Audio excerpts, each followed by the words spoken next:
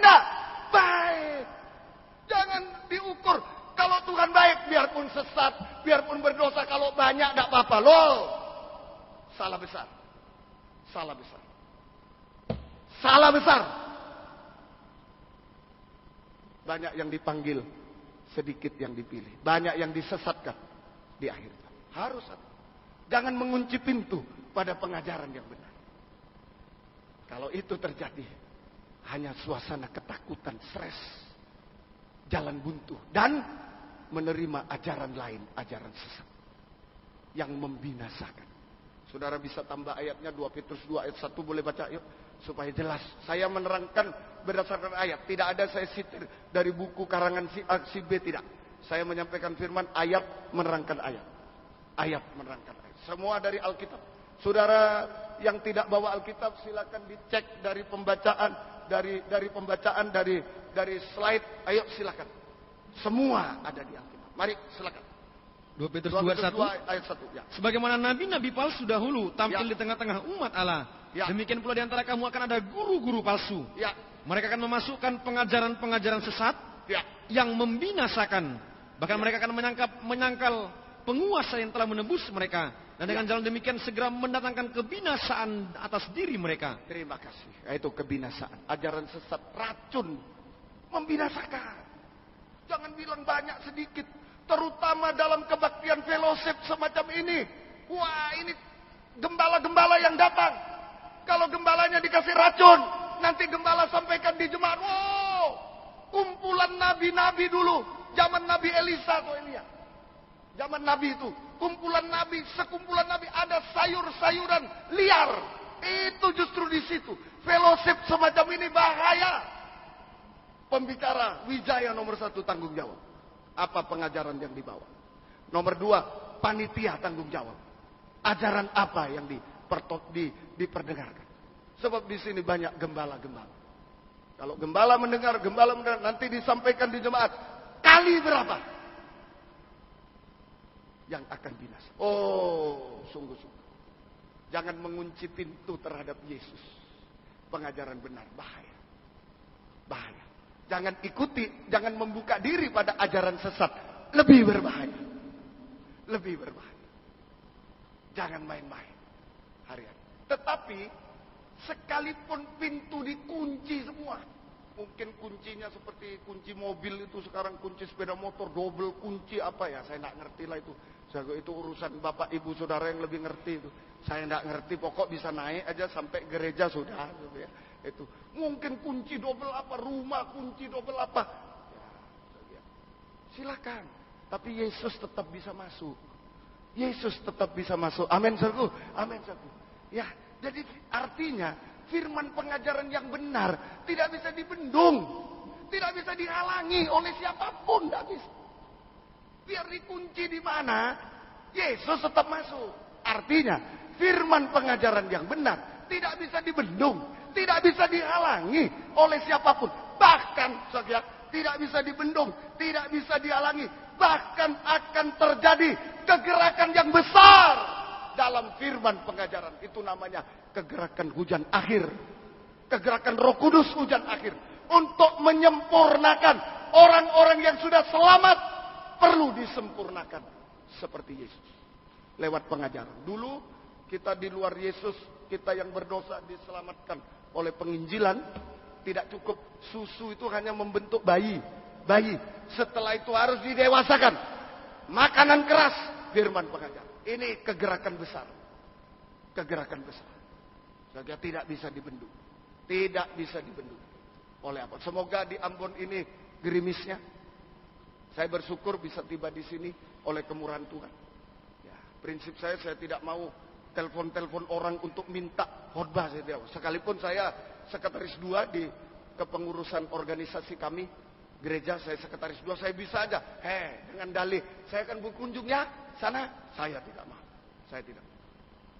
Seorang guru saya, mertua saya juga, Bapak Pendeta Pong, sebelum meninggal, satu pesan. Kamu jangan telepon siapapun untuk minta khotbah, apapun alasan.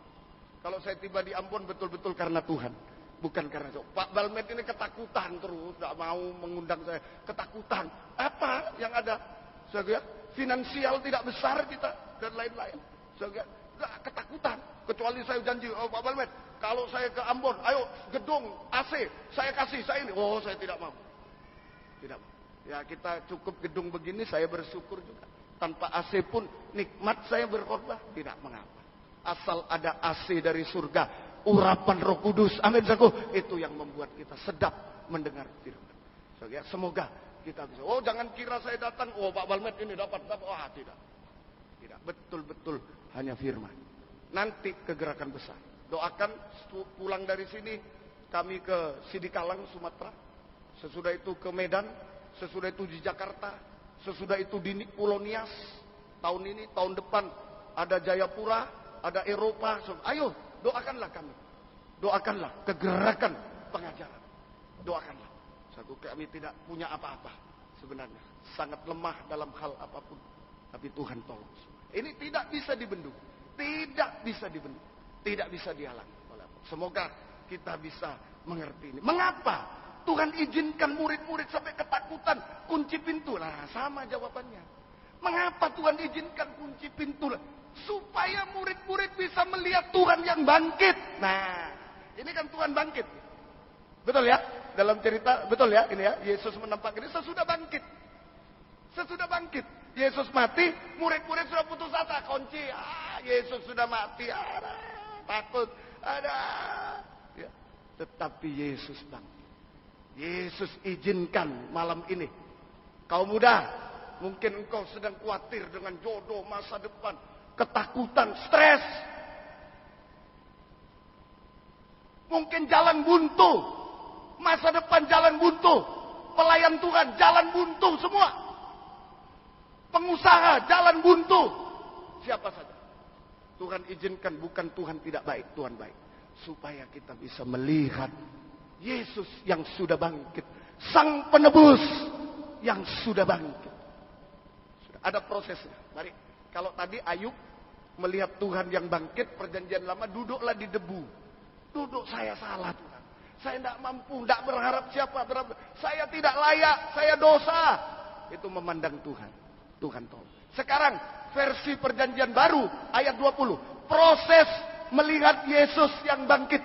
Proses melihat Yesus yang bangkit. Mari ayat 20. Dan Yohanes 20 ayat 20. Ya. Dan sesudah berkata demikian, ya, ia menunjukkan tangannya dan lambungnya kepada mereka. Ya. Murid-murid itu bersuka cita ketika mereka melihat Tuhan. Iya, murid-murid bersuka cita ketika mereka melihat Tuhan. Proses melihat Yesus yang bangkit. Nomor 1 aku melihat lambungnya. Inilah lambungku. Melihat lambungnya yang ditombak. Keluar darah dan air. Ayo ayatnya. Yohanes 19. Melihat lambungnya Yesus yang sudah ditombak. Ini proses melihat Yesus. Nomor 1, lihat lambungnya yang sudah ditombak. Keluar darah dan air. Yohanes 19 ayat 34. Ya. Tetapi seorang dari antara prajurit itu menikam lambungnya dengan tombak. Ya. Dan segera mengalir keluar darah dan air. Darah dan air. Ini melihat Yesus. Melihat Yesus yang bangkit. Harus melihat Yesus yang ditombak lambungnya. Pertama. Dari lambung keluar darah dan air. Apa artinya bagi kita? Om, bagaimana Om? Mau lihat lambungnya Yesus sekarang. Kalau dulu kan murid-murid Yesus ada di tengah. Ini lambungnya. Oh ya, betul. Oh ini tangannya. Sekarang kepada kita bagaimana? Melihat lambung. Yang keluar dari lambung adalah darah dan air. Melihat lambungnya Yesus artinya sekarang kita harus punya tanda. Menerima tanda darah dan air. Darah itu bertobat. Darah itu pertobatan, bertobat. Berhenti berbuat dosa. Kembali pada Tuhan. Mati terhadap dosa. Berhenti berbuat dosa. Itu bertobat. Berhenti berbuat dosa sampai puncaknya dosa. Dan kembali kepada Tuhan. Berhenti berbuat dosa. Mati terhadap dosa. Dan puncaknya dosa. Puncak dosa itu sejak zaman Nuh. Zaman Lot. Sekarang zaman akhir di Injil Lukas 17. Dosa makan minum dan dosa kawin mengawinkan. Banyak dosa-dosa. Banyak dosa-dosa sampai memuncak. Puncaknya dosa makan minum dan kawin mengawinkan. Berhenti. Dosa apa saja, mencuri dan lain, berhenti. Sampai puncaknya dosa berhenti, mati terhadap dosa. Apa puncaknya dosa itu? Dosa makan minum, kawin mengawinkan. Makan minum, permisi, mulai merokok, mabuk, narkoba, judi, mabuk biasanya dengan judi, narkoba. Itu dosa makan minum.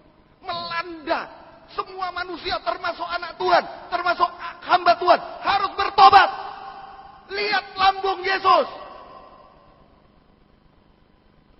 Dosa kawin mengawinkan, permisi, dosa seks dengan berbagai ragamnya.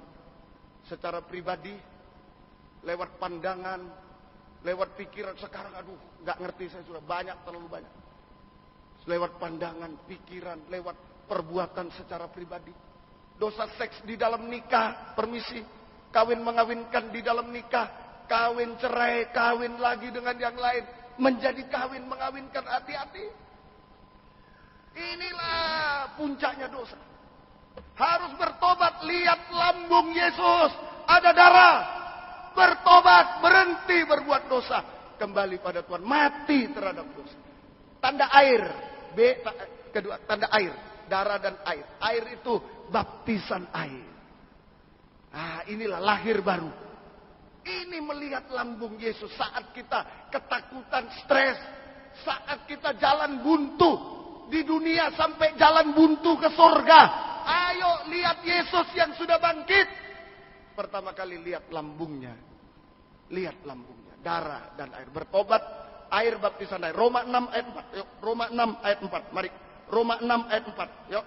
Dengan demikian kita telah dikuburkan bersama-sama dengan Dia. Roma 6 ayat 4. Ya.